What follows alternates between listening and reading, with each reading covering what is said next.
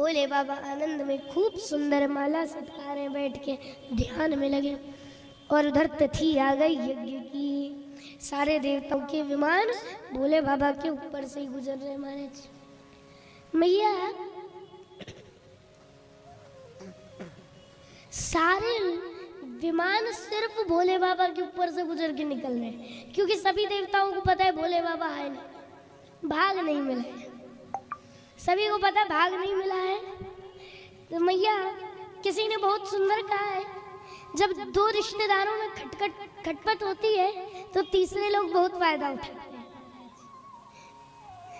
तीसरे लोग बहुत फायदा उठाते हैं। तो यहाँ वही देवता भी कर रहे हैं। इधर दो रिश्तेदारों में खटपट हुई नहीं कि पुनः तूल पकड़वा रहे हैं। मैया देवता भगवान शंकर के ऊपर से ही जा रहे हैं कि भगवान शंकर को लगे कि देखो हम अभी तक अपने घर में बैठे, उधर हमारे सभी देवता हमारे ससुराल को जा रहे हैं महाराज। ऐसा लगे इसलिए भोले बाबा के ऊपर से ही निकल रहे हैं बिल्कुल। अब भोले बाबा तो आराम से ध्यान मग्न बैठे हैं। अब दिव्य दृष्टि है तो सब देख भी पा रहे हैं कि ऊपर क्या चल रहा है, क्या सोच रहे हैं देवता, परंतु बोल कुछ नहीं रहे बाबा। और इधर देवी सती का मन बड़ा गड़गड़ा रहा है महाराज। देवी सती विचार कर रही है, ये सुबह से विमानों की झड़ी नहीं टूट रही, ये क्या हुआ महाराज? एक के पीछे एक विमान गड़गड़ाता चला जा रहा है। और इस बार तो मेला भी नहीं है, माघ मेला या कोई मेला भी नहीं लगा। उसके बाद भी ये सब हरिद्वार कनखल की ओर क्यों जा रहे हैं? हरिद्वार कनखल में ही दक्ष ने बड़ा सुंदर यज्ञ आयोजित किया था मैया। सारे देवता जा रहे हैं, इधर माता सती सोच रही है इस बार तो कोई मेला भी नहीं है, तो ये हरिद्वार क्यों जा रहे हैं? जब कुछ देवांगनाओं को विमान में बैठते जाते देखा तो आवाज लगाई, बहनों किधर जाती हो? ये जैसे इशारे में पूछा तो सारी देवांगनाएं उन्हें ध्यान से देखने लगी। बोली, सती तू अभी तक ससुराल में बैठी है? तुझे मालूम नहीं तेरे मायके में तेरे पिताजी ने कितना बड़ा यज्ञ किया है? तुझे तो कल से ही पहुंच जाना था। मैया अब ये जैसे माता सती ने सुना तो बिल्कुल आश्चर्यचकित रह गई। बोली, अच्छा तुम सब निकलो, मैं बस तैयार होके आ ही रही हूँ। देवांगनाएं तो अब चली गई। इधर देवी सती तुरंत पहुंची भोले बाबा के पास। भोले बाबा के पास पहुंच करके भगवान शिव के पैर दबाने लगी। भगवान शंकर ने धीरे से नेत्र खोले और पूछा, देवी जी क्या बात है, आज इतनी सेवा क्यों कर रही हो? तब माता सती बोली, प्रभु कुछ नहीं, हम पतिव्रता नारियों का तो यही धर्म है कि पतिव्रता अपने पतियों की सेवा करें, सो हम आपकी सेवा कर रहे हैं। भोले बाबा बोले, आज आप कुछ ज्यादा ही हमारी सेवा नहीं कर रही हो, आप सीधे सीधे बताओ क्या बात है। तब भोले बाबा की बात सुन करके देवी सती बोली, महाराज आपके ससुराल में आपके ससुर जी ने बहुत बड़ा यज्ञ किया है। भोले बाबा बोले, तो देवी सती बोली, तो हमें भी चलना चाहिए, सारी बहनें आएंगी, सारे बहनोई भी आएंगे। हम 16 बहन थी, जब विवाह हुआ तो सब अलग अलग हो गई, अब आप चलो तो सब एक साथ रहेंगी। अच्छा। भोले बाबा बोले, देवी यहाँ मानस में बाबा क्या लिख रहे हैं? मानस में लिखा है, जहाँ हमारे द्रोही रहते हो, जहाँ किसी ने हमें बिना निमंत्रण दिए ही जानबूझ के निमंत्रण न भेजा हो, ऐसी जगह कंचन की भी वर्षा हो रही हो तो भी नहीं जाना चाहिए, स्वर्ण की भी बरसात हो रही हो तो भी नहीं जाना चाहिए। अब माता पार्वती मानने का वाली थी भैया, माता सती बार बार के नहीं है, प्रभु चलिए। तब भगवान शंकर ने वह प्रसंग सुनाया जो बहुत दिनों से देवी सती से छुपाए बैठे थे। भोले बाबा बोले, देवी उस दिन हम जब तुम्हारे पिताजी के स्वागत समारोह में गए तो वहाँ पे हम खड़े नहीं हुए तो उन्होंने हमको खूब खरी खोटी सुनाई और अंत में तो सब एक दूसरे को श्राप ही श्राप देने लग गए। अब बताओ देवी हम क्या करें, ऐसी जगह जाने से क्या फायदा। देवी सती बोली तो प्रभु एक बात बताइए, यदि आपसे संसार पूरा द्रोह करेगा तो क्या मैं भी संसार से द्रोह करूंगी? मेरे तो पिताजी हैं, मैं तो जाऊंगी। अब भगवान शंकर ने सोचा अब श्रीमती जी मानने वाली नहीं है। अपने कुछ नंदी इत्यादि गणों को बुलाया और कहा तुम देवी के साथ जाओ। अब आगे आगे देवी सती और पीछे पीछे नंदी महाराज और उनके साथी चल पड़े सब। और क्या जयकारा लग रहा है, सारे गण देवी सती की जय जयकार करते चल रहे हैं। बोल शंकर भगवान की जय हो, बोल सती मैया की जय हो। सारे गण जय जयकार कर रहे हैं और धीरे धीरे माता सती यज्ञ मंडप में पहुंच गई, अपने पिताजी के पास गई। वहाँ पे पिताजी तो दिखे नहीं, सबसे पहले अपनी माता जी से मिली।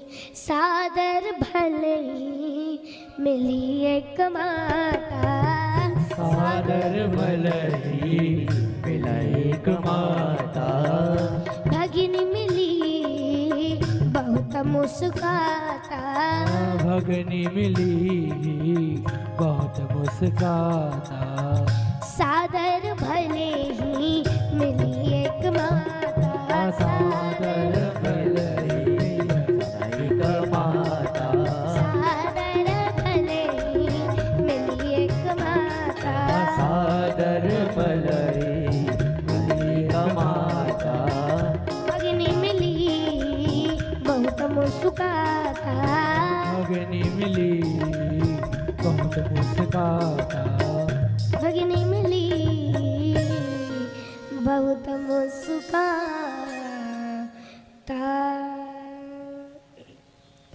अब मैया माँ का प्रेम बड़ा अद्भुत होता है।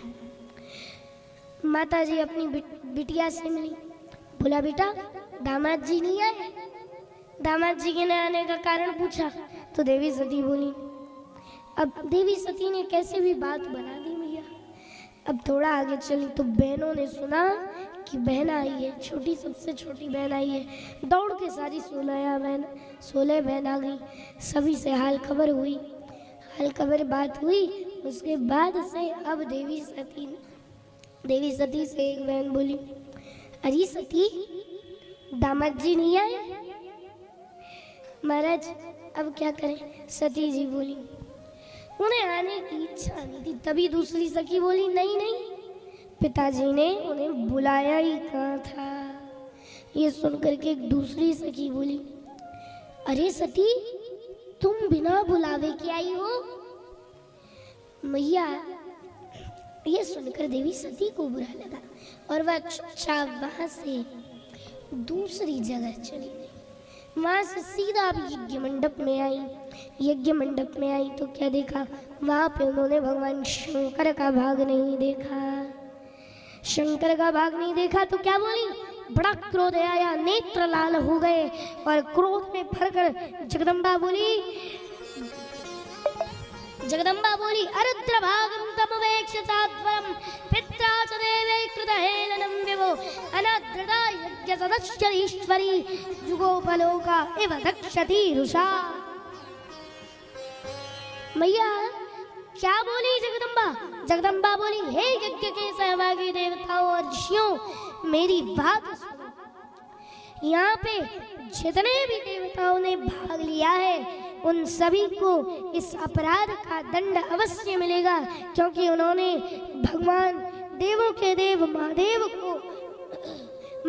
का अपमान किया है। बड़ी क्रोध में आके जगदम्बा बोली, आप सभी को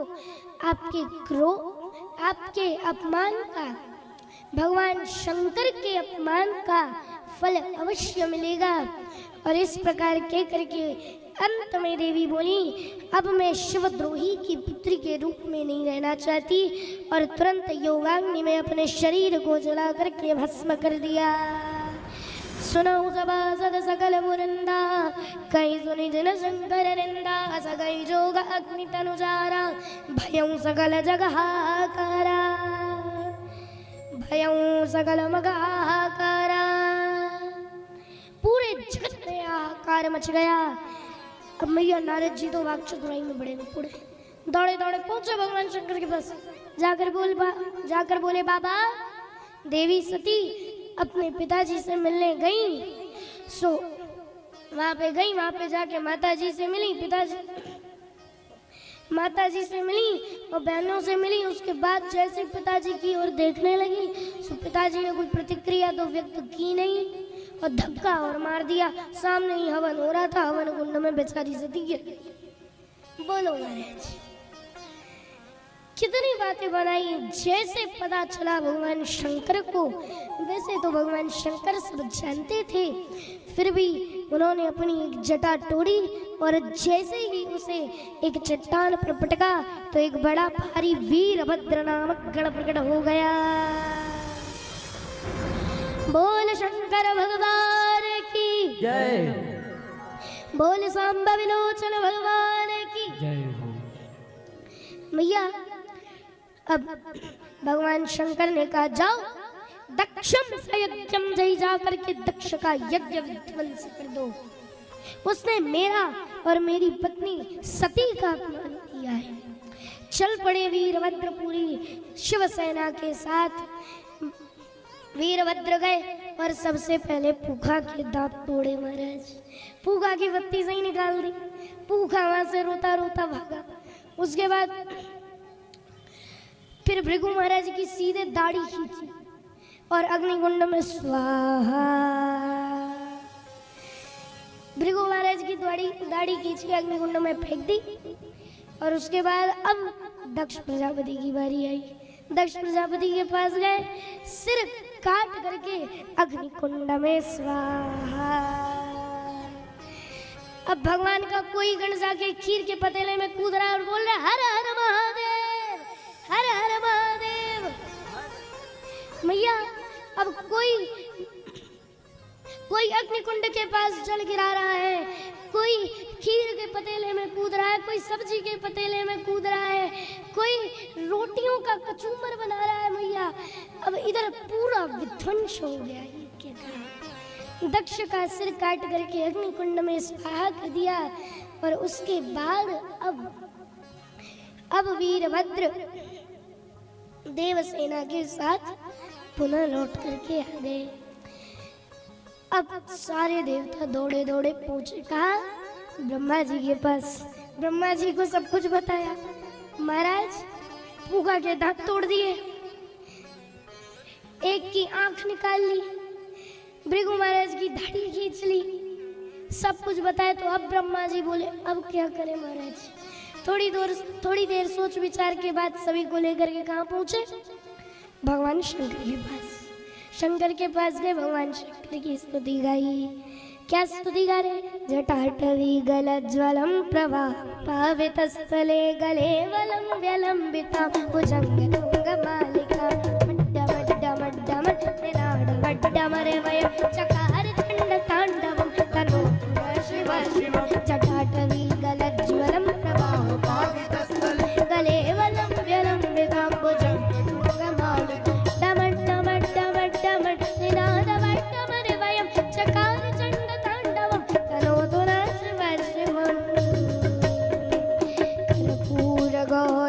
करुणावतारं संसार सारं भुजगेन्द्रहारं सदा वसन्तं हृदयारविन्दे भवं भवानी सहितं नमामि। भवं सहितं नमामि, भवं भवानी सहितं नमामि। जटाटवी गलज्ज्वलं प्रवाहपावितस्थले गलेवलं विलम्बिता भुजंगमण्डमण्डमण्डमण्डमण्डमरवयं चकार चण्डताण्डवं करोतु शिव शिव। कर्पूरगौरं करुणावतारं संसारसारं भुजगेन्द्रहारं सदा वसन्तं हृदयारविन्दे भवं भवानी सहितं नमामि। भवं भवानी सहितं नमामि, भवं भवानी सहितं नमामि। खूब सुंदर स्तुति गाई। अब भोले बाबा प्रसन्न हुए। भोले बाबा ने कहा देखो पूका के दांत तोड़े हैं तो पूका को कहो सतुआ घोल घोल के पिए। प्रेम से बोलिए राधे राधे राधे राधे। पूगा का समाधान किया। अब भृगु महाराज सामने आए। अब भृगु महाराज को तो आदत थी कि पहले कुछ भी बोलेंगे तो सबसे पहले दाढ़ी को हाथ लगाएंगे। अब कुछ भी बोले तो दाढ़ी को हाथ लगाए, दाढ़ी तो है ही नहीं महाराज, अब क्या करें। तो भगवान शंकर ने छोटी सी दाढ़ी दे दी। महाराज अभी इससे काम चलाओ, धीरे धीरे बड़ी हो जाएगी। सारे देवताओं का समाधान किया और अंत में सारे देवता जुड़ के बोले अब प्रभु चलिए यज्ञ भी सफल कर दीजिए। तो भगवान शंकर बोले यज्ञ तो मैं सफल कर दूं, पर यज्ञ में मेरा भाग कहाँ था ये तो बताइए। तब सारे देवता हाथ जोड़ के बोले प्रभु यज्ञ में जो भी सामग्री शेष रह जाएगी बस सब आपका ही भाग मानी जाएगी। जय हो। बोला भक्तवत्सल भगवान की जय हो। अब मैया भगवान शंकर पहुंचे। भगवान शंकर ने कहा चलो यज्ञ मंडप को थोड़ा ठीक करो। अब सभी देवता यज्ञ मंडप को ठीक करने में लग गए। अब यज्ञ मंडप तो ठीक हो गया, आहुति के लिए ब्राह्मण भी आ गए। अब अंत में क्या चाहिए था? यजमान। अब यजमान को बुलाया जाए। भगवान शंकर बोले जाओ यजमान को बुला के लाओ। कहाँ यजमान? तो महाराज एक देवता बोला प्रभु यजमान का धड़ पड़ा है, सिर स्वाहा हो गया है। अब आप समझ लीजिए आपको क्या करना है। ये सुनकर के भगवान को वो नंदी का श्राप याद आ गया। भगवान शिव ने एक बकरे का सिर मंगवाया और उसे लेकर के दक्ष की सिर में जोड़ दिया। शिव शक्ति के द्वारा दक्ष खड़ा और अब बकरे का सिर लगा था तो स्तुति कैसे करे महाराज? अब बकरे की भाषा में बम बम करके स्तुति करने लगा। इसलिए महाराज आज भी जब शिव भक्त भगवान शंकर की स्तुति करते हैं तो बम बम अवश्य बोलते हैं, क्योंकि बम बम बोलने से भगवान शंकर जल्दी प्रसन्न हो जाते हैं, क्योंकि उन्हें अपने ससुर जी की याद आ जाती है। अब ससुर जी बम बम करके स्तुति करने लगे। आइए हम भी भगवान शंकर की बम बम करके स्तुति गाएं। हर बम हर बम हर बम हर बम हर बम हर बम हर बम हर बम हर बम हर बम हर बम हर बम हर बम हर बम हर बम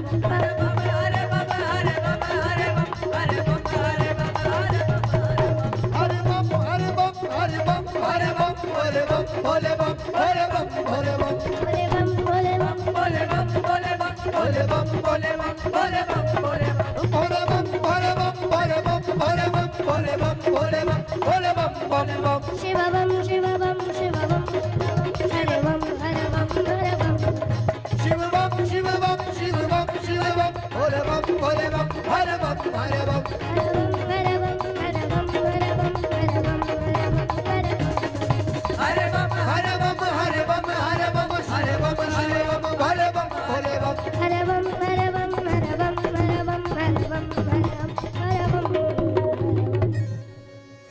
अब बम बम करके तो स्तुति महाराज दक्ष गाने लगे। अब भगवान शंकर प्रसन्न हो गए।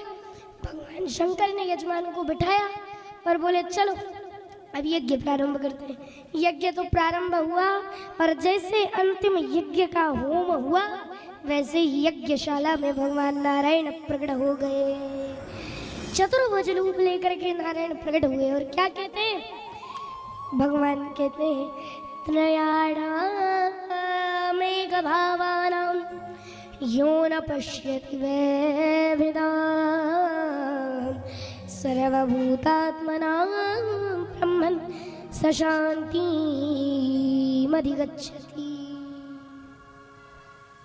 भगवान विष्णु प्रकट हुए और क्या बोले? जो हम त्रिदेवों में भेद रखता है वह मुझे प्रिय नहीं होता, क्योंकि मैं ब्रह्मा और शिव में कोई अंतर नहीं है। हम तीनों एक ही हैं, परंतु हमारे रूप विभिन्न विभिन्न हैं। अब आपको जिस देवता में प्रीति हो आप उसका पालन, आप उसकी सेवा करिए, परंतु इष्ट किसी एक को बनाइए। देवताओं सबका पूजन करिए, परंतु इष्ट किसी एक को बनाइए। बोला भक्तवत्सल भगवान की जय हो। वही वैष्णव है, वही शैव्य है और वही शाक्त है। तीनों में कोई अंतर नहीं है हमारा।